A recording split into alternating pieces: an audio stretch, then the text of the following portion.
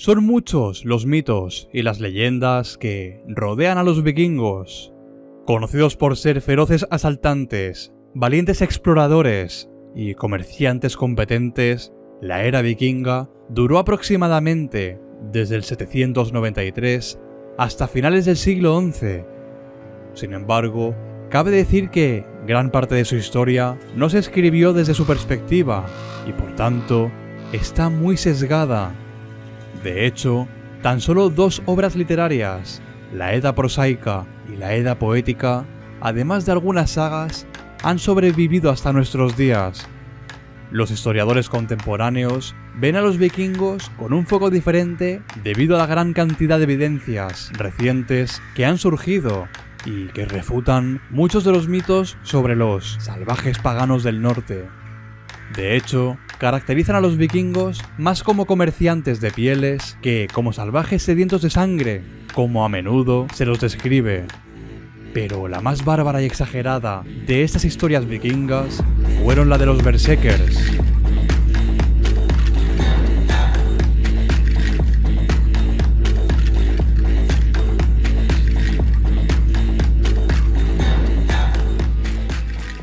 Se decía que los berserkers eran guerreros vikingos solitarios, que no vestían nada más que una piel de oso, que en nórdico antiguo se pronuncia Björnserker. ¿Te suena ese nombre? Se dice que tomaban drogas psicodélicas para bloquear el dolor, y que destruían a todo aquel que fuera tan necio como para interponerse en el camino de su hacha. Sin embargo, aunque esta imagen no es del todo incorrecta, definitivamente son exageraciones. En primer lugar, hubo tres cultos guerreros diferentes, que a menudo se agrupaban en la misma categoría. Son conocidos los berserkers, cuyos abrigos de oso a menudo se atribuyen a la adoración de Thor, Tyr u Odín, los Ulfhendar, quienes vestían abrigos de lobo en honor a Odín, y los Slifinking, que vestían abrigos de jabalí en honor a Freya. Cada uno luchó con devoción por un dios nórdico diferente y adoptó el aspecto del animal cuya piel portaba. Estos grupos tribales contradicen el estereotipo de salvaje solitario. Todos los berserkers, especialmente los abrigos de lobo, se usaron en combate como complemento de otras unidades vikingas. Los reyes escandinavos utilizarían a los berserkers como tropas de choque para aumentar sus fuerzas. La piel que llevaban era similar en función a las insignias de las unidades modernas. Se podía saber quién era un berserker en el campo de batalla porque su grito de guerra era morder su escudo. En segundo lugar, su piel definitoria tampoco era lo único que les diferenciaba. De hecho, el estereotipo de un guerrero vikingo corpulento, vistiendo nada más que un abrigo de oso, pintura de guerra y la sangre de sus enemigos, no era tan común como se piensa. La saga de Volsung corrobora la idea de un guerrero frenético, normalmente desnudo, pero, lógicamente hablando, las tundras heladas de Escandinavia serían demasiado frías para pasar semanas mostrando lo que Odín les dio a sus enemigos. Es posible que no llevaran cota de malla, lo cual era muy poco común entre los vikingos, ya que las incursiones costeras oxidarían el hierro, pero las tallas de madera donde se les representan muestran que, al menos, llevaban pantalones. Finalmente, llegamos al mito de los alucinógenos. Los primeros relatos vikingos que hablan de que se volvían locos debido a que comían setas alucinógenas fueron hipotetizados en el año 1784 por un sacerdote cristiano llamado Othman. Este hombre llegó a una conclusión que conectaba a los berserkers con los hongos agáricos de Mosca, cuando leyó que los chamanes siberianos hacían lo mismo cuando se estaban curando. Pero hay dos problemas con esta teoría. Primero, los hongos son extremadamente tóxicos y no dejarían a ningún guerrero en condiciones para luchar. Y en segundo lugar, estos hongos nunca se mencionaron en ningún lugar hasta ese año, mucho después de la era vikinga. Ahora bien, esto no quiere decir que no tomasen algo para el dolor en la batalla.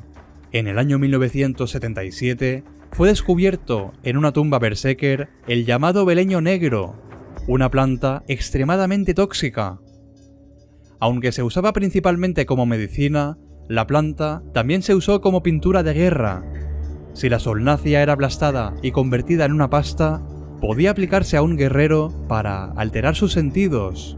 Los efectos serían una sensación de éxtasis y adrenalina. Otra fuente de la mitificación de los berserker se halla en los antiguos romanos, cuando estos ya hablaron del furor teutónico. De hecho, se sabe que los soldados de César, veteranos de las legiones imperiales romanas, tenían un miedo irracional a los germanos de Ariovisto. Por su parte, el filósofo estoico Séneca escribió: ¿qué otra cosa hizo a los bárbaros, inferiores a nosotros, cuando tienen cuerpos más robustos, sino es la ira, perjudicial siempre por sí misma? Al gladiador también lo protege el arte, y le expone la ira. Pero ¿por qué necesitar la ira cuando la razón consigue el mismo objetivo? ¿A qué se debe que tantos millares de cimbrios y de teutones, desparramados por los Alpes, fuesen destruidos por tal matanza que, no quedando mensajero, la fama sola llevó a su país la nueva de tan inmensa derrota, sino a que la ira reemplazaba en ellos el valor?